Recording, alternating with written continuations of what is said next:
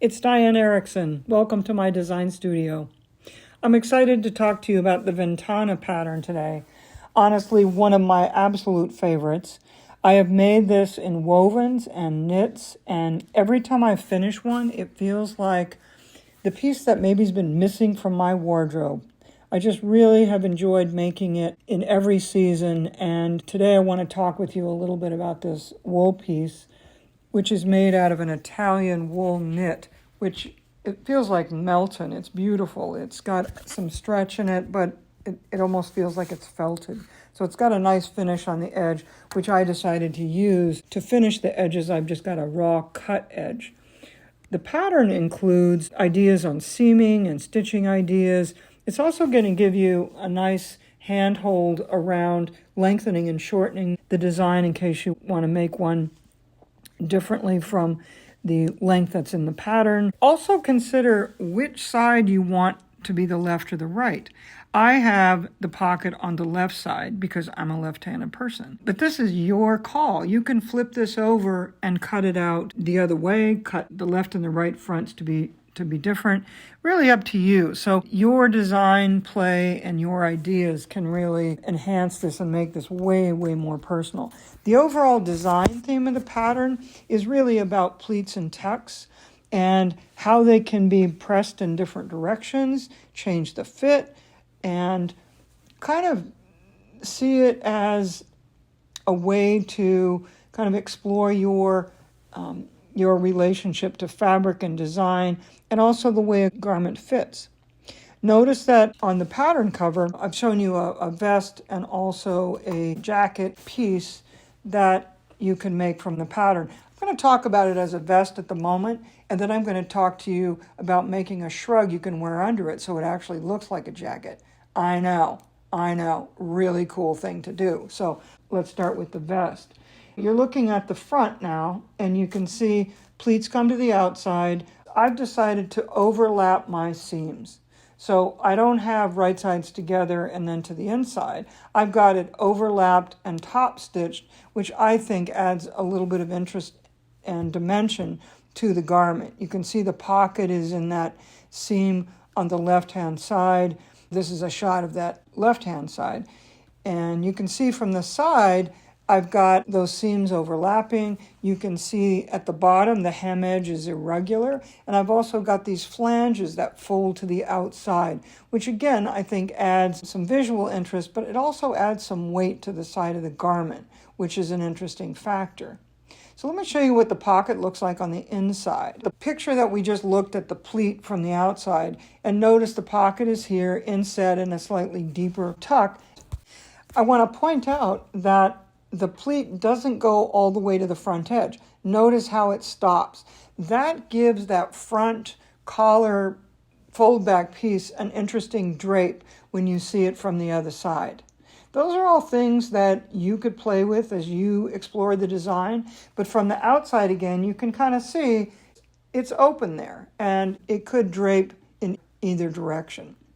So let's look at the right side for a minute. So on my garment, here's the right side. And one of the things I love about not having those edges folded back and finished like on the armhole is that tuck stands away. You can see on the armhole, it doesn't get flat at the armhole because the armhole isn't folded back out of the way or have a facing on it. So I like the way that looks. You might want to play with that in a different way. And again, notice the difference in hem edges. And also, I want to talk for a minute about the tie. Now, notice the tie is coming out from underneath one of the tucks. And this is what it looks like if the tie is on the inside. So this is the outside again, but notice you don't see the tuck because this is like a brilliant little thing. There's a slit buttonhole underneath that tuck, which allows for me to be able to pull that to the outside of the inside. So from the inside, here's the way it looks when I see the arrow is pointing at the little slit. I've dropped that tie through the buttonhole, and now the tie is on the outside of the garment. I know. That's a pretty sweet option because when you actually fasten the garment, it's going to change the way it looks. So here again, you can see the garment out flat, and now that tie is coming out of the buttonhole on the front side, which gives you a different option when you actually go to close it. So there can be little things hidden underneath those pleats, which is what's happening here. Let's look at the back for a minute. And I want you to notice, again, that those pleats are not going all the way to the edge, so they allow for fullness across the shoulders. They nip in the center, and they allow for fullness coming down towards the bottom of the garment.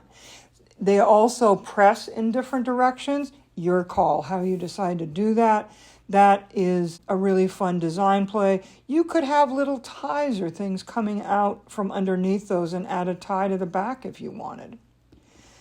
Look at this. So this is the top of the back where the neck edge meets the collar. So after you've put the pleats in the front, you're going to be sewing the back of the collar together to attach those two front pieces. And you can see I've stitched it, folded it out, top stitched it.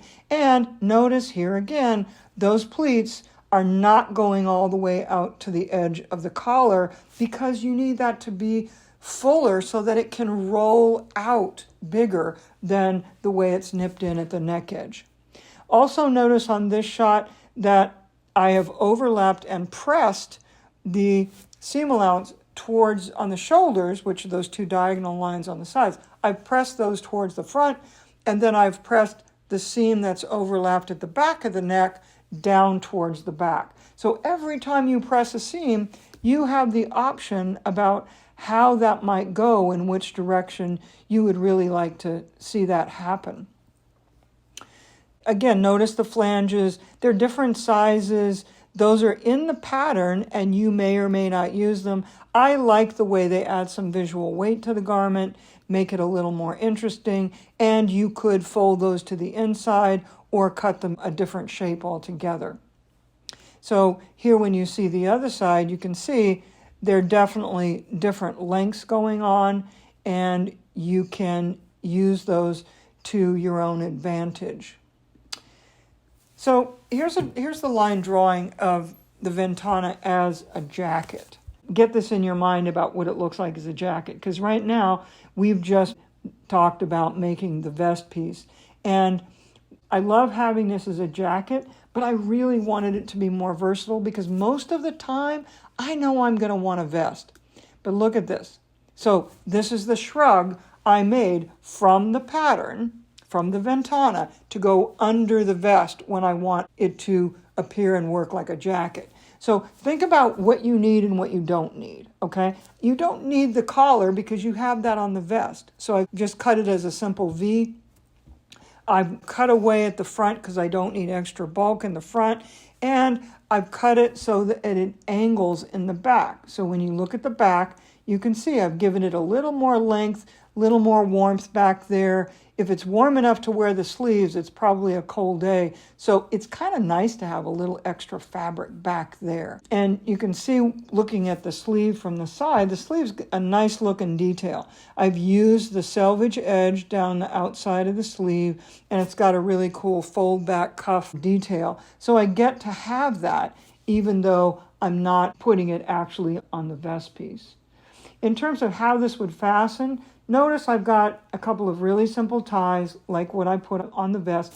There are ideas in the pattern for bound buttonholes, different kind of closure on there. You might make frogs on yours. You might, you're going to play with this. I kept it really simple and I just used the ties. So I've repeated that look on the shrug just to get it to attach underneath the garment. You could do hooks and eyes, something really, really simple.